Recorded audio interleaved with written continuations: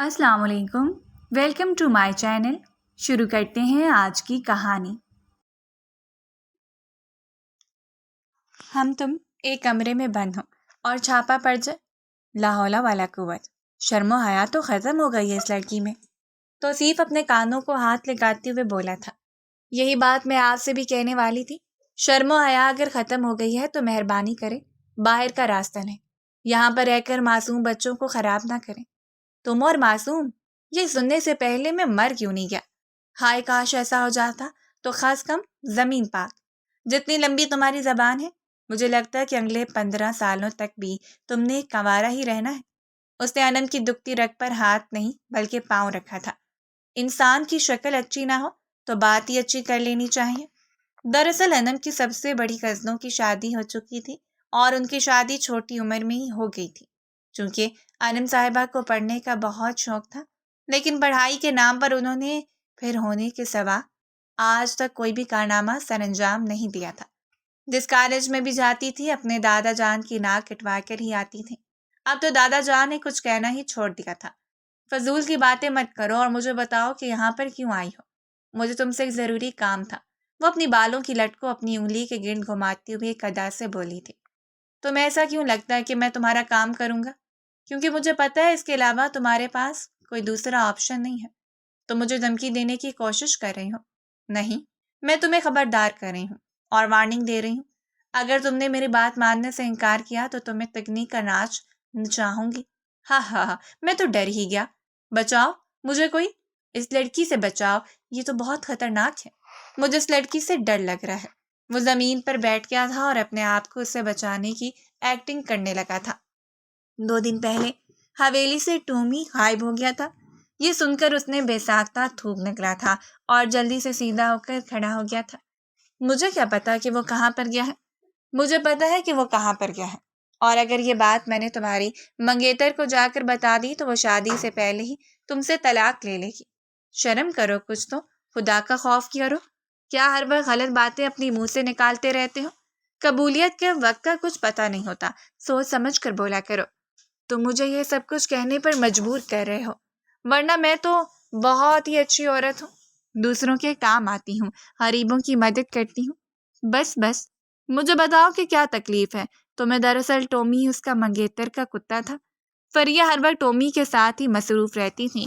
वो अपने मंगेतर को ठीक तरह से वक्त नहीं दे पा रही थी और ये सब कुछ देखकर तौसीफ को बहुत जेलसी होती थी। वो उस कुत्ते को हर हाल में अपने रास्ते से हटाना चाहता था और फिर एक दिन रात की तारीकी में वो उस कुत्ते को उठाकर हवेली से बाहर निकल गया था। उसकी बदकिस्मती ये थी कि मोहतरमा अनम साहिबा, जो कि सबसे बड़ी जासूसा थी, उन्होंने तौसीफ साहब को यह कारनामा सरअंजाम देते हुए देख लिया। थोड़ा वो उस चीज़ का ही नाजायज़ फ़ायदा उठा रही थी। मुझे बताओ कि मुझसे क्या काम है। मुझे इस वक्त 1 लाख रुपए चाहिए। तुम्हारा दिमाग ख़राब हो गया है? तुम्हें मेरी शक्ल देखकर लगता है कि मेरे पास 1 लाख रुपए मौजूद होंगे? तुम्हारी शक्ल पर तो साफ लिखा हुआ है कि तुम एक कंगले इंसान हो। मैं तुमसे ये कह रही हूँ कि मुझे किसी से मांग कर दो। माफ़ करना, इतनी बड़ी रकम का बंदोबस्त मैं नहीं कर सकता। तो फिर ठीक है, मैं जाकर तुम्हारी मंगेतर को ये वीडियो दिखा देती हूँ जिसमें तुमने उसकी जान से अजीज टॉमी को इस हवेली से निकाल कर ना जाने कहाँ पर फेंक दिया है। बेचारा पता नहीं किस हाल में होगा। मुझे तो उसके लिए बहुत अफसोस हो रहा है। कहीं ऐसा तो नहीं कि बड़े बड़े गीदड़ उसे खा गए हैं। तुम उसे जंगल में तो छोड़कर नहीं आ गए? अगर फरीहा को ये पता चला तो वो तो ये सुनकर ही मर जाएगी। चुप कर जाओ, खुदा का वास्ता है। ठीक है, मैं तुम्हें पैसों का बंदोबस्त कर दूंगा, लेकिन अगर तुमने अपनी ज़बान चलाई तो फिर मैं तुम्हारा गला दबा दूंगा। हाँ हाँ ठीक है, जिस दिन पैसों का बंदोबस्त करोगे उसी दिन ही मुझे धमकी देना। और हाँ, तुम्हारे पास सिर्फ 3 दिनों का वक्त है। जब तक मेरे पेपर्स नहीं आ जाते तब तक तुम्हारे पास गुंजाइश है। कहीं से भी पैसे निकाल कर लाओ और मेरे अकाउंट में ट्रांसफ़र करो। पता नहीं कौन सी नहूसत भरी घड़ी थी जो हमने इस अंग्रेज़ को अपने घर में रखने का फ़ैसला किया था। कल ही मैं सोच रहा था कि ये चुप रहती है तो कितनी प्यारी लगती है, और आज ही उसने अपनी ज़बान के जौहर दिखा दिए हैं मुझे। या अल्लाह, मैं क्या करूं? इतने ज़्यादा पैसों का बंदोबस्त कैसे करूं? उसे रोना आ रहा था। اپنے ٹرپ کے لیے اس نے 50,000 بڑی مشکل سے اماں جان کی نظروں سے بچا کر رکھے تھے، اور اب اسے وہ بھی اپنے ہاتھوں سے نکلتے ہوئے محسوس ہو رہے تھے۔ کیا کروں کیا کروں؟ اس کے ذہن میں ایک جھماکا ہوا تھا۔ اس کے لبوں پر شاطرانہ سی مسکراہٹ پھیل گئی تھی۔ وہ انگوٹھی اس نے اسی دن کے لیے ہی سنبھال کر رکھی ہوئی تھی۔ دراصل محترمہ انم صاحبہ کی ایک سونے کی انگوٹھی تھی جو انہیں اپنے دل کے بے حد قریب تھی۔ یہ انگوٹھی اس نے اپنی محنت کی کمائی یعنی قزنوں سے لوٹ مار کر پیسوں سے بنوائی تھی۔ وہ پچھلے کچھ دنوں سے گم ہو گئی تھی۔ دادی جان کو وہ انگوٹھی ملی تھی، مگر اس دن وہ عمرے کے لیے جا رہی تھیں اور محترمہ گھر پر موجود نہیں تھی، اس لیے انہوں نے وہ انگوٹھی اپنے سب سے قابل پوتے یعنی توصیف صاحب کے حوالے کر دی تھی۔ اب اسی انگوٹھی کو بیچ کر اسے پیسے دوں گا۔ وہ اگلے دن اس کے کمرے میں پہنچ گیا تھا۔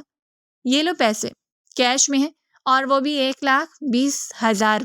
وہ یہ دیکھ کر حیران رہ گئے اور پھر آنکھیں چھوٹی چھوٹی کر کے اس کے چہرے کو گھورنے لگے۔ میں نے تو تم سے صرف 1,00,000 مانگے تھے، یہ 20,000 کہاں سے لائے تم؟ کیونکہ اس میں پڑا ہوا وہ پتھر بہت قیمتی تھا۔ اس کی زبان پھسلی تھی۔ کس پتھر کی بات کر رہے ہو تم؟ وہ اس کی بات کو چکتے ہوئے بولی۔ ارے کسی کی بھی بات نہیں کر رہا ہوں، تمہیں پیسوں سے غرض ہے، یہ پکڑو اور یہاں سے 9 2 11 ہو جاؤ۔ اچھا یار، میری بات سنو، کیا تمہیں پتہ ہے کہ دادی جان کب تک آ رہی ہیں؟ 2 دن پہلے ان سے میری بات ہوئی تھی تو وہ میری انگوٹھی کے بارے میں کچھ کہہ رہی تھیں۔ اب مجھے نہیں پتا کہ وہ کب آ رہی ہیں۔ اس نے کندھے اچکا دیے تھے اور اس سے نگاہیں چراتا ہوا وہاں سے نکل آیا تھا۔ اس کا دل زور زور سے دھڑک رہا تھا۔ نہ چاہتے ہوئے بھی وہ اس کے ساتھ ایک بہت بڑا پنگا لے چکا تھا اور اب اسے دادی جان کو اپنی ٹیم میں شامل کرنا تھا، ورنہ اس کی واٹ لگ جاتی۔ دیکھیں سر، میں نے پیسوں کا بندوبست کر دیا ہے، اب آپ مجھے پیپر دکھانے والے بنے۔ آپ کو اب سارے پیپر مجھے بھیجنے ہوں گے، ٹھیک ہے؟ لیکن سر اگر آپ چاہیں تو میں آپ کو یہ پیسے اکاؤنٹ میں ٹرانسفر کر سکتی ہوں۔ ٹھیک ہے، اب پھر آپ کو یہ پیسے کیش میں ٹرانسفر کر دوں گی۔ اپنے سر سے ڈیل کرنے کے بعد اس نے موبائل اطمینان سے سائڈ پر رکھا تھا اور بیڈ گراؤنڈ سے ٹیک لگا کر بیٹھ گئی تھی۔ میں نے اس دنیا میں بڑے بڑے کمینے دیکھے ہیں، لیکن خدا کی قسم تم ان سب کو کراس کر چکی ہو۔ ذرا سی شرم ہوتی ہے، حیا ہوتی ہے۔ یار تم اتنی نالائق کیسے ہو سکتی ہو؟ اگر 1,00,000 اس کو دینے کی بجائے تم ان کتاب کو کھول کر دو، 3 لفظ پڑھ لو، تو میں یہ بات گارنٹی سے کہہ سکتی ہوں کہ تم پاس ہو جاؤ گی۔ او مولانی صاحبہ، زیادہ دست جھاڑنے کی ضرورت نہیں ہے، اپنے کام سے کام رکھو۔ اس نے اپنی کزن کو خاموش ہونے کا اشارہ کیا تھا۔ اگر میں بھائی جان کو تمہاری شکایت لگا دوں تو میں بھی بھائی جان کو یہ بتا دوں گی کہ تمہارے کلاس کے ایک مولانا کے ساتھ چکر چل رہا ہے۔ میں تمہارا منہ توڑ دوں گی۔ اس نے کشن اٹھا کر غصے سے انم کی طرف پھینکا تھا۔ ساری غلطی اس کی اپنی تھی۔ اگر اس رات آمنہ اپنے محبوب کے ساتھ کمرے میں بیٹھ کر باتیں نہ کر رہی ہوتی تو شاید انم کو بھی کبھی پتہ نہ چلتا۔ وہ تو آمنہ کو بے حد معصوم سمجھتی تھی۔ یہ بات کافی حد تک سچ بھی تھی۔ جہاں تک محبت کرنے کا سوال تھا تو اس پر آمنہ کا اپنا کوئی اختیار نہیں تھا۔ وہ اسلامی یونیورسٹی میں پڑھتی تھی۔ اسے عربک پڑھنے کا بہت زیادہ شوق تھا، لیکن کہتے ہیں نا، شکل مومنہ کی کرتوت کافر۔ بس وہ اس محاورے پر پورا اترتی تھی۔ شکل ان کی بلا ماں کی معصوم تھی، لیکن اندر شیطانیت بھری ہوئی تھی، جیسے باہر نکلنے کے لیے صرف ایک موقع چاہیے ہوتا تھا۔ یوں تو وہ ہر کسی کو درس دیتی تھی، لیکن خود حد سے زیادہ شرارتی تھی۔ کوئی بھی ایسا الٹا کام نہیں تھا جس میں اس نے اپنے کزنوں کا ساتھ نہ دیا ہو۔ ویسے ایک آپس کی بات میں تمہیں بتاتی چلوں۔ مطمئنان سے سیدھی ہو کر بیٹھ گئی تھی۔ اس نے ایک ناول پڑھنے کے لیے اٹھایا تھا، مگر پہلے 2 پیج پڑھنے کے بعد وہ بور ہونے لگی تھی۔ اس نے جلدی سے ناول سائڈ پر پٹک دیا تھا۔ ہاں بولو، میں سن رہی ہوں۔ یار میں سوچ رہی ہوں کیوں نہ ہم کسی دن سردار ہارون صاحب کو تگنی کا ناچ نچائیں۔ ہم کچھ ایسا کریں جس سے انہیں دن میں تارے اور رات کے وقت سورج نظر آنے لگے۔ محترمہ، یہ آپ جاگتی آنکھوں سے خواب دیکھ رہے ہیں، اور آپ سے یہ گزارش ہے کہ جاگتی آنکھوں سے خواب دیکھنا چھوڑ دیں، کیونکہ جب یہ خواب ٹوٹیں گے تو ان کی کرچیاں آپ کی آنکھوں کو زخمی کر دیں گے۔ اور شاعر کی اولاد، زیادہ شاعرانہ انداز اپنانے کی ضرورت نہیں ہے۔ میں تم سے صرف یہ پوچھ رہی ہوں کہ تم اس سلسلے میں میری مدد کرو گی یا نہیں؟ Absolutely not. میں کبھی بھی تمہاری مدد نہیں کروں گی، کیونکہ میری جو تھوڑی بہت عزت بچی ہے میں تمہاری وجہ سے اس کا کباڑا ہوتے ہوئے نہیں دیکھ سکتی ہوں۔ وہ یہ کہہ کر پھر سے اپنی کتابوں پر جھک گئی تھی، کیونکہ ابھی وہ ارسلان کے ہی نوٹس بنا رہے تھے۔ اپنے محبوب کے لیے تو وہ کچھ بھی کر سکتی تھی، اور اگر کسی اور کزن کے کام کرنے کی باری آتی تھی تو اس کا منہ لٹک جاتا تھا، جیسے اسے کسی نے موت کی نوید سنا دی ہو۔ خیر، میں تو پہلے کل اپنے ٹیچر کے پاس جاؤں گی، ان سے پیپر وغیرہ کے بارے میں ڈیل کروں گی، اور پھر اس کے بعد اطمینان سے صبح سویرے 1 گھنٹہ اٹھ کر پڑھ لیا کروں گی۔ اس طرح سے میں پاس بھی ہو جاؤں گی، بلکہ گریڈز بھی اچھے آ جائیں گے۔ واہ یار، میرے تو مزے۔ وہ شیخ چلی کی طرح خواب دیکھ رہی تھی اور پھر اطمینان سے سو گئی تھی۔ صبح اس کی آنکھ الارم کی آواز پہ بھی نہ کھل سکی تھی۔ پہلی کلاس تو ہمیشہ کی طرح مس ہو گئی تھی۔ جب وہ یونیورسٹی میں پہنچی تو اس کو احساس ہوا کہ وہ جوتا بھی الگ الگ پہن کر آ گئی ہے۔ اب سب اسٹوڈنٹس رک کر اس کا مذاق بنا رہے تھے، مگر اسے پرواہ ہی کہاں تھی۔ وہ تو من موجی سی بندی تھی، اپنی ذات میں مگن رہنے والی۔ وہ کسی کی باتوں کو دل میں نہیں لیتی تھی۔ فی الحال اس کا صرف ایک ہی ٹارگٹ تھا، جو کہ ابھی تک اسے کہیں بھی نظر نہیں آ رہا تھا، مگر اس کی شکار باز آنکھیں ہر جگہ پر گھوم رہی تھیں۔ تب مجھے ٹھڑکی کہتے ہیں، اس کا مطلب یہ ہے کہ انہوں نے ابھی تک تمہیں دیکھا نہیں ہے۔ شہریار کی آواز سن کر اس نے غصے سے اسے گھورا تھا۔ خبردار، جو تم نے مجھے اپنے آپ سے ملایا۔ میں تمہاری طرح ٹھڑکی نہیں ہوں، جو کالا چشمہ پہن کر لڑکیوں کو گھورتی ہیں۔ ہاں تو مجھ سے بھی پرو ہو، تم چشمے کے بغیر سب کو اتارتی ہو۔ او ہیلو مسٹر، اپنی زبان سنبھال کر بات کیا کرو۔ میں یہاں پر کسی اہم شخصیت کو تلاش کر رہی ہوں، اور مجھے بھی تو پتہ چلے کہ وہ اہم شخصیت کون ہے۔ کہیں آپ کو کسی سے محبت تو نہیں ہوگی؟ محبت سے میرا دور دور تک کوئی واسطہ نہیں ہے۔ میں اس دنیا میں محبت کرنے کے لیے نہیں، بلکہ جنگ کرنے کے لیے آئی ہوں۔ اپنی دونوں بازو چڑھاتی ہوئی وہ بات کرتی اس وقت شہریار کو بہت ہی زہر لگ رہی تھی۔ اور تم یہاں سے ہٹو، ورنہ میں نے جا کر سر سے تمہاری شکایت لگا دینی ہے کہ تم جونیئرز کو تنگ کر رہے تھے۔ وہ منہ بناتا ہوا سائڈ پر ہو گیا تھا جب اسے سر ارسلان نظر آ گئے تھے۔ ہائے ماشاء اللہ، میں صدقے میرے ساتھ کتنے ہینڈسم ہیں۔ اللہ تعالیٰ ان کو نظر بد سے بچائے۔ ان کی نظر اتارتی وہ ان کی طرف بڑھنے لگی تھی۔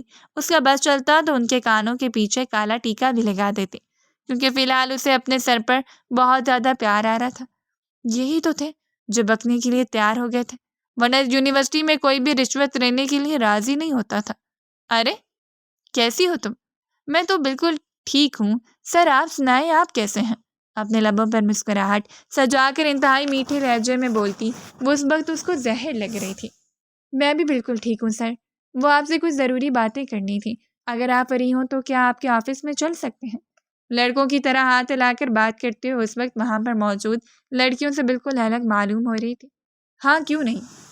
اصل میں سر، اگر آج ہی میرا کام ہو جاتا ہے تو میرے لیے بہت آسانی ہو جائے گی۔ آپ کو تو پتہ ہے پھر بعد میں تیاری کرنا مشکل ہو جاتا۔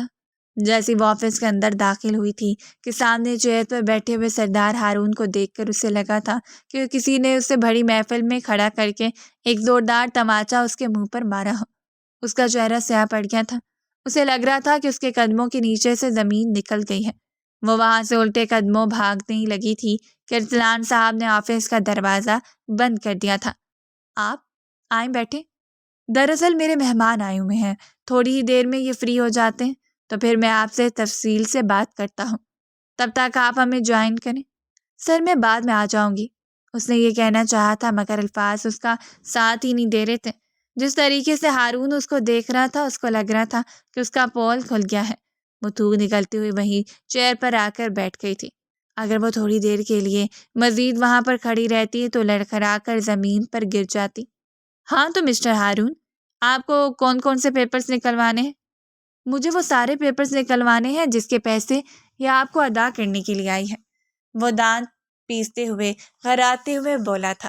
سر مجھے لگتا ہے کہ مجھے تو کچھ غلط فہمی ہو گئی ہے، مجھے یہاں سے چلنا چاہیے، مجھے آپ کے پاس نہیں آنا تھا۔ ارے میڈم صاحبہ، رات کے وقت آپ نے خود ہی مجھے کہا تھا کہ آپ نے 1 لاکھ کا بندوبست کر دی۔ اچھا، مجھے لگتا ہے کہ اب مجھے آپ لوگوں کو یہاں پر اکیلا چھوڑ دینا چاہیے۔ وہ سوچ بھی نہیں سکتی تھی کہ ارسلان ہارون کا بیسٹ فرینڈ ہے اور وہ اس کی ایک ایک بات ہارون کو بتائے گا۔ وہ جب آپ پہ سے ہی نکل گیا تو ہارون اپنی جی اور اس کی طرف مڑ کر بیٹھ گیا تھا اور اسے بھی ایسا ہی کرنے کا اشارہ کیا تھا۔ وہ شرمندگی سے نگاہیں اٹھا نہیں پا رہی تھی۔ ہائے میرے اللہ، ہمیشہ میرا ہی موئی موئی کیوں ہوتا ہے؟ ہمیشہ میں ہی کیوں پھنس جاتی ہوں؟ میری بات سنو، اب تم نے میرے سب سوالوں کا صاف صاف اور سچ سچ جواب دینا ہے، ورنہ مجھ سے برا کوئی بھی نہیں ہوگا۔ تایا جان کو جا کر تمہاری شکایت لگا دوں گا، وہ ٹانگیں توڑ کر تمہیں گھر پر بٹھا دیں گے۔ مجھے اتنی خوفناک دھمکی تو نہ دیں۔ یہ دھمکی نہیں دے رہا، بلکہ سچ کہہ رہا ہوں۔ آپ کا تو سچ بھی آپ کی طرح کروائی ہوتا ہے۔ مجھے تمہاری آواز سنائی دے رہی ہے، میں بہرا نہیں ہوں۔ پہلے تو مجھے یہ بتاؤ کہ آخر ایسی کون سی نوبت آ گئی تھی جو تم نے کرپشن کرنے کا فیصلہ کیا؟ اس سے پہلے مجھے یہ بتاؤ کہ تمہارے پاس کرپشن کے پیسے کہاں سے آئے تھے؟ آئی ایم ریئلی سوری، یہ راز کی باتیں ہیں اور میں آپ کو ان میں سے کوئی بھی بات نہیں بتا سکتی ہوں۔ ٹھیک ہے، تو پھر میں تایا جان کو کال کرتا ہوں، بلکہ میں ایسا کرتا ہوں، دادی جان کو، تمہارے بابا کو کال کرتا ہوں، انہیں بتاتا ہوں جو تم یہاں پر گل کھلا رہی ہو۔ نہیں نہیں، خدا کے لیے ایسا مت کریے گا، میں آپ کو بتاتی ہوں۔ اس نے ہارون کو روکنے کا اشارہ کیا تھا۔ کیا میں آپ سے ایک چھوٹا سا سوال پوچھ سکتی ہوں؟ نگاہیں اٹھا کر اس نے بامشکل اپنی بات مکمل کی تھی۔ ہارون کا دل تو کر رہا تھا کہ وہ اس کو دوسرے فلور کی کھڑکی سے اٹھا کر باہر پھینک دے، مگر ہائے یہ مجبوری۔ پوچھو، آپ کو پروفیسر ارسلان نے اور کیا کیا بتایا ہے؟ یہی کہ تم ایک نمبر کی بدتمیز لڑکی ہو، جس کا پڑھائی کے ساتھ دور دور تک کوئی تعلق نہیں ہے، جس نے اپنے پروفیسر کی چیئر پر چوئنگم رکھ دی تھی، اور جس نے اپنے پروفیسر کی گاڑی کا ٹائر پہلے دن ہی پنچر کر دیا تھا، اور جس نے پروفیسر کے آفس کے سامنے بڑے بڑے ہندسوں میں گوریلا لکھا تھا، اور جس نے یونیورسٹی کے کیمروں کے ساتھ چھیڑخانی کرنے کی کوشش کی تھی، جس نے چوکیدار کو رشوت دی تھی اور ایک لڑکے کو رکوا کر اسے دھمکیاں دلوائی تھیں۔ مجھے لگتا ہے کہ اتنا کافی ہوگا، یا اس کے علاوہ بھی تمہیں کچھ اور بتاؤں؟ وہ بری طرح سے خائف ہو گئی تھی، اس کا وجود بھی ہولے ہولے لرز رہا تھا۔ زیادہ ڈرامے بازی کرنے کی ضرورت نہیں ہے، مجھے بتاؤ کہ یہ پیسے تم نے کہاں سے لائے ہیں؟ آپ گھر پر بھی جا کر مل بیٹھ کر یہ معاملہ حل کر سکتے ہیں، یہاں پر آپ کو اتنا ہائپر ہونے کی کیا ضرورت ہے؟ اٹھو اور یہاں سے نکلو باہر۔ کیا میں کہہ رہا ہوں؟ یہاں سے نکلو باہر۔ ٹھیک ہے، جا رہی ہوں، ایزی ہو جائے، اتنا غصہ کیوں کر رہے ہیں؟ میں نے آج تمہیں جان سے مار دینا ہے، آج تمہیں میرے ہاتھوں زندہ زمین میں دفن ہونے سے کوئی بھی نہیں بچا سکتا۔ توبہ توبہ، کتنی دھمکیاں دیتا ہے انسان۔ بظاہر تو وہ چل ہونے کی کوشش کر رہی تھی، لیکن اندر ہی اندر اس کا دل چھوٹے بچے کی طرح ڈر رہا تھا۔ یوں لگ رہا تھا جیسے اس کے سامنے کوئی بہت بڑا مانسٹر آ کر کھڑا ہو گیا، اور اب اس مانسٹر سے بچ کر بھاگنا اسے ناممکنات میں سے لگ رہا تھا۔ وہ جب گاڑی میں جا کر بیٹھی تو سیٹ بیلٹ باندھنا بھول گئی تھی۔ اس نے گاڑی کو جھکا دیا اور پھر زور سے بریک لگائی۔ اس کا سر ڈیش بورڈ سے جا کر لگا تھا۔ ہائے میں مر گئی۔ اگر آپ کو گاڑی چلانے کا سلیقہ طریقہ نہیں ہے تو کیا ضرورت ہے تایا جان کے پیسے برباد کرنے کی؟ سلیقہ طریقہ تو میں تمہیں سکھاؤں گا، اور وہ بھی دادی جان کے سامنے۔ اپنی خیر منا لو، کیونکہ آج وہ واپس آ رہی ہیں، ان کے سامنے ہی تمہاری کلاس ہوگی۔ آپ نے تو کہا تھا کہ آپ مجھے بچا لیں گے، میں نے تو مذاق کیا تھا، بالکل اسی طرح سے جس طرح تم دوسروں کے ساتھ مذاق کرتی ہو، جس طرح سے تم اپنی زندگی کو مذاق بنا چکی ہو۔ آج کے بعد تمہیں حویلی میں رہنے کی بھی اجازت نہیں ملے گی، تمہیں واپس گاؤں بھیجنا ہوگا، تم وہیں پر ہی رہنے کے قابل ہو۔ وہ اسے دھمکیوں پر دھمکیاں دے رہا تھا۔ دنیا کا سب سے خڑوس انسان ہارون خان، میرا بس چلے تو ان کو دھکے دے کر اس حویلی سے باہر نکالوں۔ ہاں، یہ میری مجبوری، میں ان کو کیا بتاؤں گی کہ میں نے پیسے کہاں سے لیے ہیں؟ اگر میں نے ان کے سامنے توصیف کا نام لیا تو پھر توصیف کو سچ بولنا پڑے گا، اور اس نے سچ بول دیا تو پھر دوبارہ سے مجھے سچ بولنا پڑے گا۔ ہم سب تو پھنس جائیں گے۔ وہ ڈرتے ڈرتے اس کے ساتھ ہی حویلی کے اندر داخل ہوئی تھی۔ توصیف نے انہیں ایک ساتھ اندر آتے ہوئے دیکھا تو وہاں سے بھاگنے کے پر توڑنے لگا۔ او ہیلو مسٹر، کہاں پر بھاگ رہے ہو؟ میرے اسٹڈی روم میں آؤ، اور اپنی منگیتر کو بھی میرے اسٹڈی روم میں بلاؤ۔ کیا ہو گیا بھائی؟ کیا آپ کو یہ معاملہ ہوا ہے؟ وہ تو میں تمہیں بعد میں بتاؤں گا، فی الحال جو کہا ہے وہ کرو۔ اب وہ سب کزنس ایک ساتھ ایک لائن میں اس کے سامنے ہی کھڑے تھے اور اپنے انجام کا انتظار کر رہے تھے۔ ہمیشہ کی طرح لیڈیز کو فرسٹ پرائیورٹی ملتی، اور محترمہ انم صاحبہ سے سوال کیا گیا کہ مجھے بتاؤ یہ پیسے کہاں سے لائی ہو؟ انم نے شہادت کی انگلی کی مدد سے توصیف کی طرف اشارہ کیا تھا۔ وہ دائیں بائیں دیکھنے لگا تھا جیسے وہ انم صاحبہ کو جانتا ہی نہیں ہے۔ توصیف، تم یہ پیسے کہاں سے لائے ہو؟ بھائی بس رہنے دے، اب جہاں سے بھی آ گئے ہیں سمجھے کہ حلال کے پیسے ہیں، فضول مت بولو، اور مجھے بتاؤ کہ 1 لاکھ کی رقم کا 1 دن کے اندر اندر تم نے کیسے بندوبست کیا ہے؟ کیا ان پیسوں سے کوئی غلط کام کر رہی تھی؟ توصیف سب کچھ جانتا تھا مگر اس کے باوجود بھی لائل بن رہا تھا۔ اس کی ایکٹنگ کو دیکھ کر انم کا خون کھولنے لگا تھا۔ دیکھو تو کیسے ڈرامے لگا رہا ہے، حالانکہ اس کو میں نے یہ سب پہلے بتا دیا تھا۔ وہ میں نے اس کی انگوٹھی بیچ دی تھی۔ کون سی انگوٹھی؟ انم کو لگا تھا کہ کسی نے اس کا دل اپنی مٹھی میں دبوچ لیا، وہی جو گم ہوئی تھی۔ دراصل جانے سے پہلے دادی جان نے وہ انگوٹھی میرے حوالے کر دی تھی اور میں نے بیچ دی تھی۔ ذلیل انسان، میں تمہیں جان سے مار دوں گی۔ یعنی تم نے میری انگوٹھی کے پیسے میرے حوالے کیے؟ ہائے میرے اللہ، میں تو برباد ہو گئی، میرے ساتھ تو ڈبل گیم ہو گئی۔ وہ واویلا مچاتے ہوئے بری عورتوں کی طرح اپنا سینہ پیٹتے ہوئے بولی تھی۔ وقت وہاں پر موجود سب لوگوں کو ہی زہر لگ رہی تھی۔ خاموش ہو جائے اور سیدھی ہو کر کھڑی ہو جاؤ، میں نے تمہیں ڈرامے بازی کرنے کے لیے نہیں کہا۔ دیکھو فریحہ، میری بات بہت ہی غور سے سننا۔ اس نے اپنے آنسو بے دردی سے صاف کیے تھے۔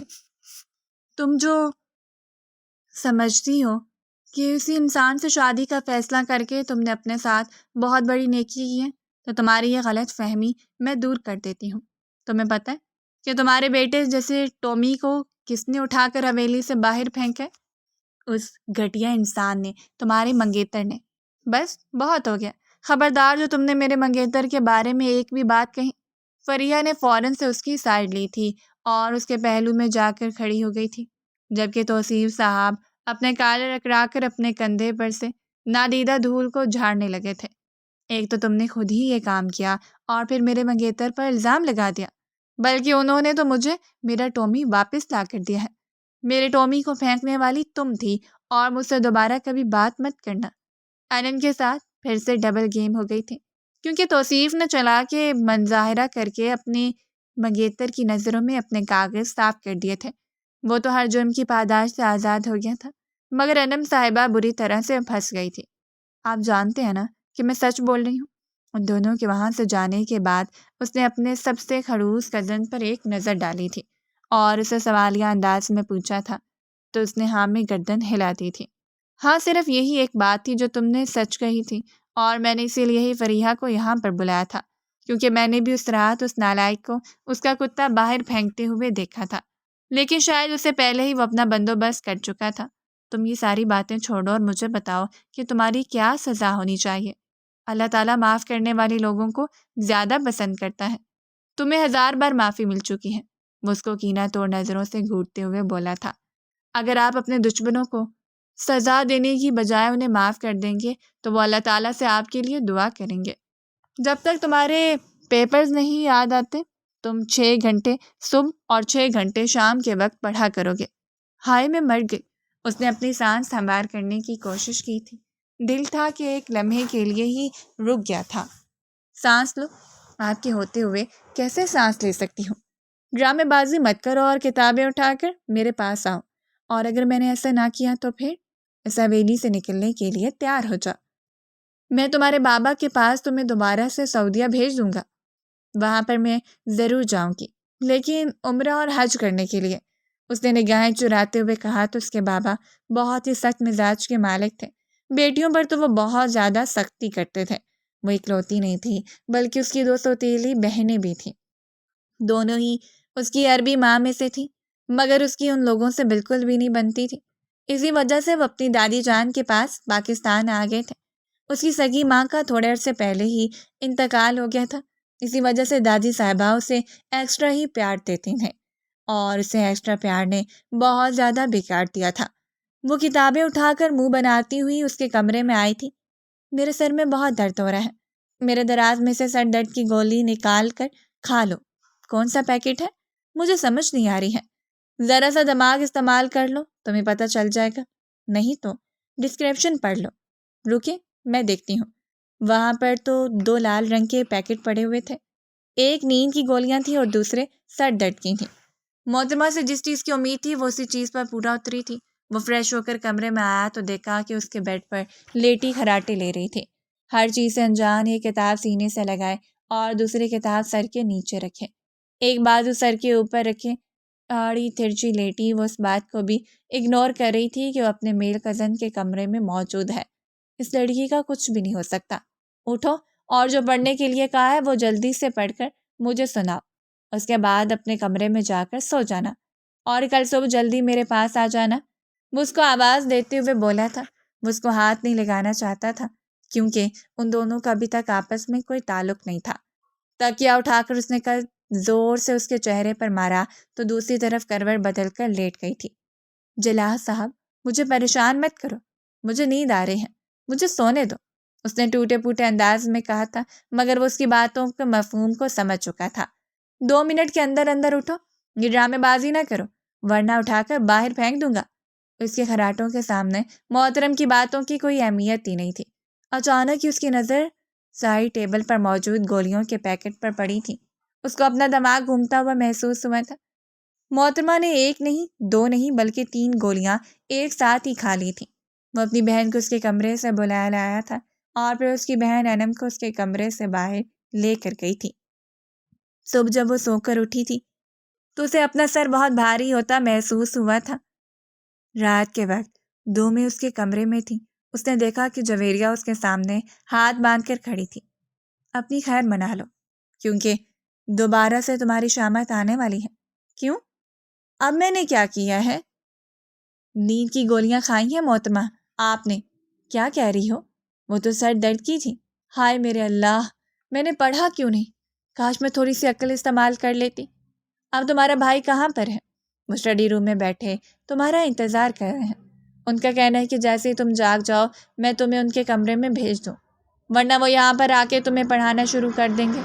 یار تم ان کو کہہ دو نا کہ میں بیمار ہو گئی ہوں، بلکہ میں ایسا کرتی ہوں اپنا سر باندھ کر لیٹ جاتی ہوں۔ اسی وقت دروازے پر دستک ہوئی تھی۔ وہ پہلی بار ان کے کمرے میں داخل ہوا تھا۔ ایک ترچھی نظر محترمہ پر ڈالی اور اپنی بہن سے مخاطب ہوتے ہوئے بولا، دونوں کتابیں لے کر میرے کمرے میں آ جاؤ۔ دونوں کے ہی پیپر تھے مگر جویریہ وہ ساتھ ساتھ پڑھتی رہتی تھی اور پھر سال کے آخر میں اسے نہ تو رونا پڑتا تھا اور نہ ہی زیادہ محنت کرنی پڑتی تھی، جبکہ اس کے مقابلے میں انم صاحبہ حد سے زیادہ کم عقل اور بے وقوف تھی۔ ان کی انگلش اچھی تھی اور اس کو لگتا تھا آپ کی اچھی انگلش کے بلبوتے پر وہ سارے پیپرز پاس کر سکتی ہیں۔ اس کو فیل ہونے والا بھی تک اس دنیا میں آیا ہی نہیں ہے۔ پچھلی بار بھی سیمسٹر میں وہ 2 سبجیکٹس میں فیل ہو گئی تھی اور ابھی سیمسٹر میں اپنے گھر والوں سے چھپ کر ان سبجیکٹس کی کلاسز لے رہی تھی، لیکن یہ بات ہارون صاحب سے چھپی نہیں رہ سکی تھی۔ انہوں نے فوراً ہی اسے پکڑ لیا تھا اور اس پر بھی ان کو بہت زیادہ ذلیل کیا گیا تھا۔ وہ پاؤں گھسیٹتی اس کے کمرے میں داخل ہوئی تھی۔ کیا تمہیں بیٹھنے کے لیے مجھے انویٹیشن کارڈ دینا پڑے گا؟ کنجوس انسان، مجھے انویٹیشن کارڈ دے ہی نہ دے۔ 1 روپے لگاتے ہوئے بھی اس کے پیٹ میں درد ہونے لگتا ہے۔ 10 روپے کا انویٹیشن کارڈ دے گا مجھے؟ وہ اپنا سر نفی میں ہلاتے ہوئے بولی تھی۔ چپ کر جاؤ، میری ماں خدا کا واسطہ ہے، اپنے ساتھ ساتھ مجھے بھی پھنساؤ گی۔ جویریہ نے اس کو ٹوکا تھا۔ وہ اس کے سامنے کتاب کھول کر بیٹھ گئی تھی، مگر کتاب کے اندر اس نے اپنا موبائل رکھا تھا اور موبائل پر وہ فری فائر کھیل رہی تھی۔ بیچارے کی آواز ایک دم سے اونچی ہو گئی اور دوسری طرف سے اسے توصیف کی چنگاڑتی ہوئی آواز سنائی دی تھی، بے وقوف لڑکی، کیا کر رہی ہو؟ وہ پیچھے آ کر تمہیں گولیاں مار رہا ہے، جلدی سے اپنے آپ کو اس سے بچاؤ، بلکہ ایسا کرو میں تمہیں بیک دیتا ہوں، میری طرف آ جاؤ۔ یہ سن کر اس کے ہاتھ سے موبائل چھوٹ کر زمین پر گر گیا تھا۔ وہاں پر بیٹھے ہوئے سب لوگ ہی اس کی طرف متوجہ ہو گئے تھے۔ ہارون نے پھر سے اپنے آپ کو نارمل کرنے کی کوشش کی تھی۔ جویریہ کو اس کی حالت پر افسوس ہو رہا تھا اور وہ دل ہی دل میں اس پر آیت الکرسی پڑھ کر پھونک رہی تھی، تم یہاں سے جاؤ جویریہ، تمہیں سب کچھ تیار ہے، مجھے اس لڑکی کو پڑھانا پڑے گا اور اس پر زیادہ محنت کرنی پڑے گی کیونکہ اس قابل بھی نہیں ہے کہ اس کو 5 منٹ کے لیے بھی اکیلا چھوڑا جا سکے۔ بھائی صاحب، میں تمہیں کہہ رہا ہوں کہ یہاں سے جاؤ۔ اس نے اسے ٹوکا تو خاموشی سے کمرے سے باہر نکل گئی تھی۔ ہاں کیا مسئلہ ہے تمہیں؟ تمہارے چھوٹے سے دماغ میں آخر ایک بات سماتی کیوں نہیں ہے؟ میں نے تمہیں کیا سمجھایا تھا کہ اب کوئی بھی فضول حرکت مت کرنا، سیریس ہو کر پڑھنا۔ تو پھر میں پوچھ سکتا ہوں کہ کیا سوچ کر تم یہاں پر بیٹھ کر گیم کھیل رہی ہو؟ توصیف نے جب دوسری طرف سے اپنے محترم استاد صاحب کی آواز سنی تو اس نے فوراً سے گیم سے ایگزٹ لیا تھا۔ وہ تو ویسے بھی دوسروں کی مصیبتوں میں پھنسنے سے بہت زیادہ ڈرتا تھا۔ سوچتا تھا کہ جو غلطی کی نہیں اس کی وجہ سے پھنس کر کیوں اپنی ریپوٹیشن خراب کروں، جبکہ محترمہ جہاں پر بھی کوئی گڑبڑ دیکھتی تھی اس میں جا کر گھستی تھی، اور پھر اگلے دن ان کی غلطی نہ ہوتی تب بھی ان کی ہی غلطی ہوتی تھی۔ وہ کچھ دنوں سے میرا موبائل خراب ہو گیا تھا۔ میں دیکھ رہی تھی یہ کیسا چل رہا ہے۔ میں نے اس کو جیسے ہی آن کیا تو یہ ایک دم سے گیم اوپن ہو گئی۔ مجھے تو ٹائمنگ دیکھ کر لگ رہا ہے کہ گیم چلتے ہوئے بھی تقریباً آدھا گھنٹہ گزر چکا ہے۔ کیا تم جب سے یہاں پر آئی ہو تب سے گیم ہی کھیل رہی ہو؟ وہ اس کی آنکھوں میں آنکھیں گاڑتا ہوا سکون سے اس سے سوال کر رہا تھا۔ اس کے لہجے میں ٹھہراؤ تھا۔ وہ سمجھ نہیں پا رہی تھی کہ اس کے دل کے اندر کیا چل رہا تھا۔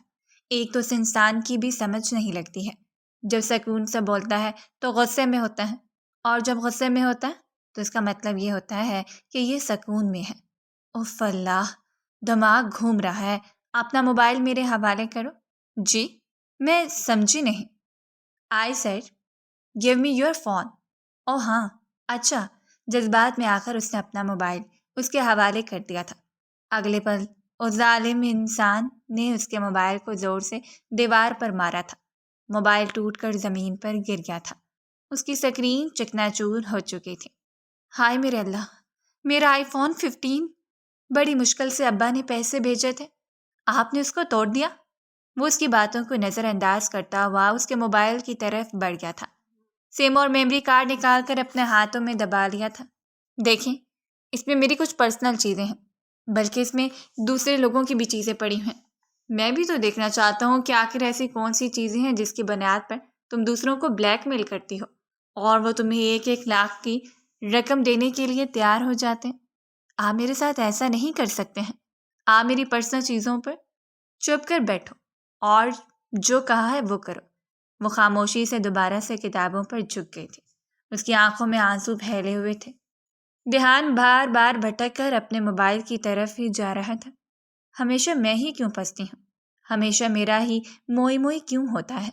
وہ جھنجھلاتے ہوئے بولی تھی، مگر محترم کی جوڑی پر جلدی سے ہوش کی دنیا میں آ گئی تھی۔ اگلے 3 دنوں تک وہ 12 گھنٹے تک پر ڈے پڑھتی رہتی تھی، لیکن اس کے پلے کچھ بھی نہیں پڑ رہا تھا۔ پیپرز میں وہ بیٹھی ہوئی تھی، کبھی ایک اسٹوڈنٹ کی طرف دیکھتی تھی تو کبھی دوسرے اسٹوڈنٹ کو گھورنے لگتی تھی۔ اللہ بھلا کرے توصیف کا، جو وہاں سے جاتے ہوئے اس کے ہاتھ میں ایک چھوٹی سی پرچی دے کر گیا تھا جس میں 2 لانگ کوسچن لکھے ہوئے تھے۔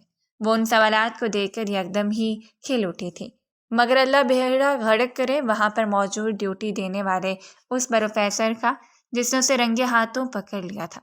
اس کا ایک پیپر پھر سے کینسل ہو گیا تھا۔ وہ اب باہر بیٹھے ہی آنسو بہا رہی تھی۔ مجھے بتاؤ، آخر میرا قصور کیا تھا؟ تمہارا قصور یہ تھا کہ تم اوور ایکسائٹڈ ہو جاتی ہو اور پورے محلے کو یہ بتانا شروع کر دیتی ہو کہ تمہارے پاس چیٹنگ کا سامان موجود ہے۔ یہ سب کچھ تمہاری بد دعاؤں کی وجہ سے ہوا ہے۔ او ہیلو محترمہ، مجھے اپنا جیسا مت سمجھو۔ میں کسی کو بد دعا نہیں دیتا ہوں۔ یہ سب کچھ تمہارے خڑوس کزن کی وجہ سے ہوا ہے، وہی سب کو بد دعائیں دیتا ہے۔ مجھے تو لگ رہا ہے کہ تمہیں اس کی نظر لگ گئی ہے۔ جتنا جلدی ہو سکے پاکستان سے بھاگنے کی تیاری کرو، بلکہ میری مانو تو کل ہی یہاں سے نکل جاؤ، کیونکہ یہاں پر اب تمہارے لیے کچھ بھی نہیں رکھا ہوا۔ تمہارے سارے پلان یہاں پر فلاپ ہو رہے ہیں۔ ہارون صاحب اب تم کو سمجھنے لگے ہیں، انہیں پتہ ہے کہ تم نے آگے کون سی چال چلنی ہوتی ہے۔ تمہاری ساری چالاکیاں دم توڑ چکی ہیں، تمہارا دور ختم ہو چکا ہے۔ وہ یوں بات کر رہا تھا جیسے محترمہ کوئی بہت بڑی سیاست دان ہو اور پوری زندگی چالیں چلتی رہی ہوں۔ ہاں ہاں ٹھیک ہے، اب زیادہ فری ہونے کی ضرورت نہیں ہے میرے ساتھ۔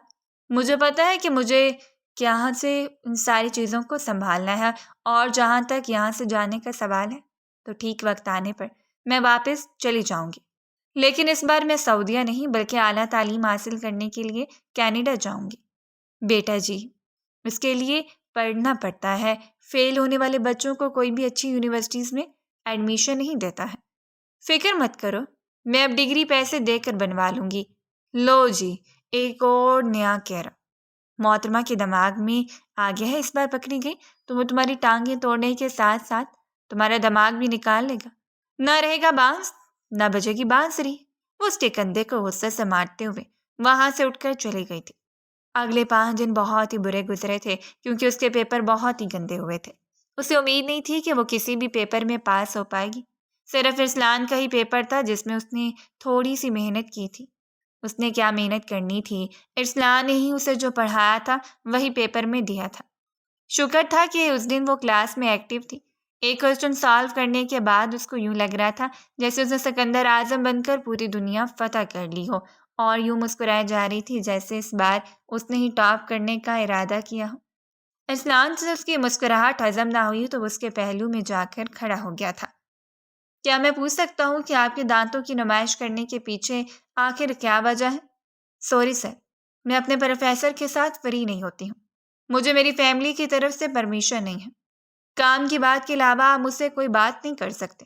یہ کہہ کر وہ اپنے پیپر پر جھک گئی تھی جبکہ ارسلان اپنی مسکراہٹ دبا کر رہ گیا تھا۔ یعنی اپنے پروفیسر کو رشوت دینے کی اجازت آپ کو آپ کی فیملی نے دی ہوئی ہے؟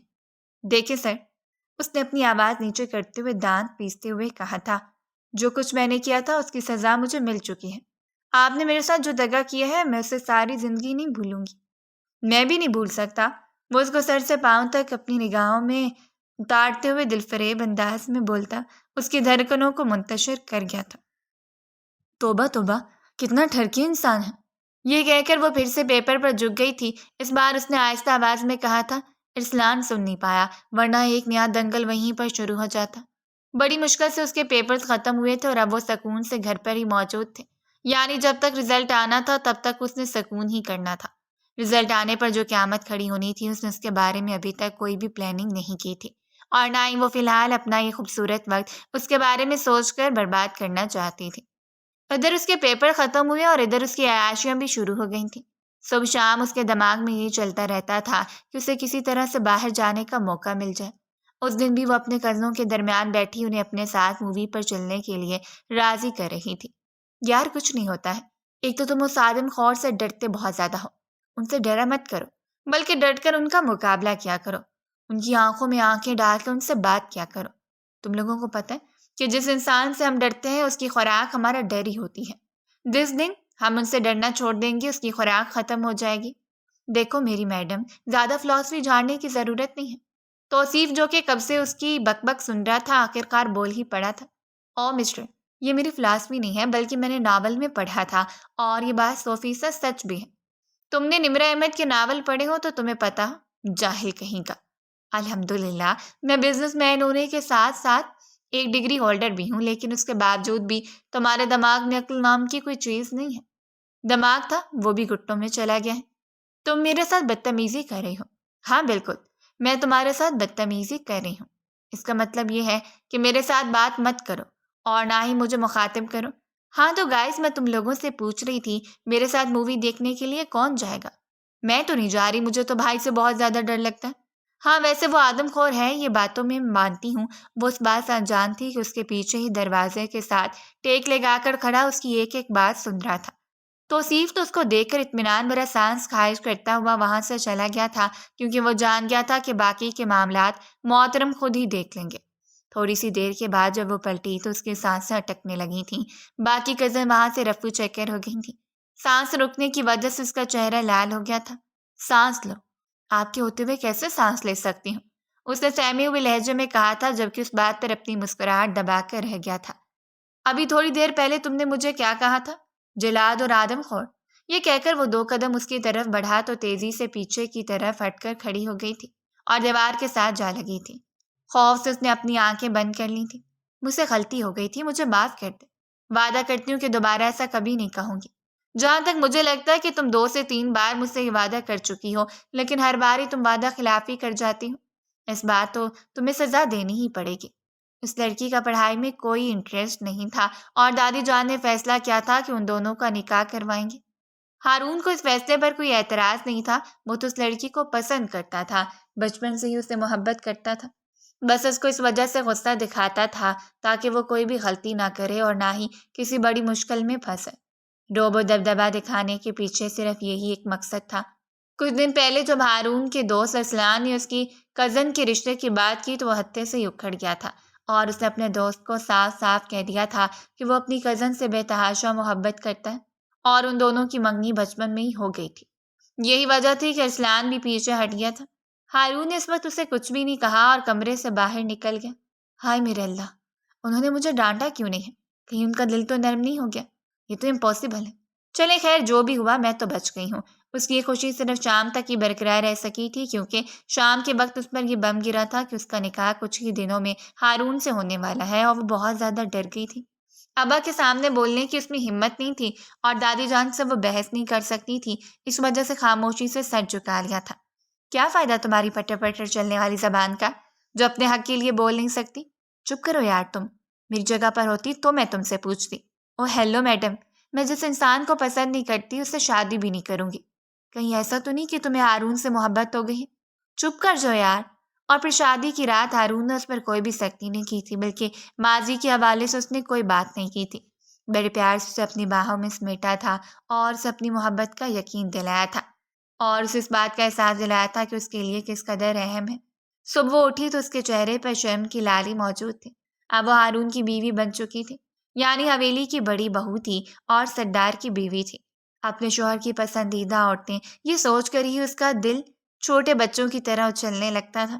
اب وہ اپنے کزنوں کو پہلے سے بھی زیادہ تنگ کرتی تھی، لیکن اسے کسی قسم کا کوئی نقصان نہیں ہوتا تھا۔ ہاں، ان بیچاروں کو تھوڑی سی ذہنی اذیت ملتی تھی، مگر ہارون نے اسے یہ چیز معاف کی ہوئی تھی۔ جب وہ شکایت لگانے کے لیے ہارون کے پاس جاتے تو کندھے اچکا دیتا اور وہ غصے سے کہتے، جوڑو کا غلام۔ مگر ہارون کو فرق ہی نہیں پڑتا تھا، اسے وہ لڑکی اسی طرح قبول تھی جیسی وہ تھی۔ وہ اس کو واقعی میں چینج نہیں کرنا چاہتا تھا، اور یہی بات تھی جس نے محترمہ کو بھی ہارون صاحب سے محبت کرنے پر مجبور کر دیا تھا۔ اگر آپ کو ہماری کہانی پسند آئی ہے تو لائک کریں، اور اس طرح کی مزید دلچسپ کہانیاں سننے کے لیے ہمارے چینل کو سبسکرائب کریں اور کامنٹ سیکشن میں اپنی رائے کا اظہار ضرور کریں۔ شکریہ۔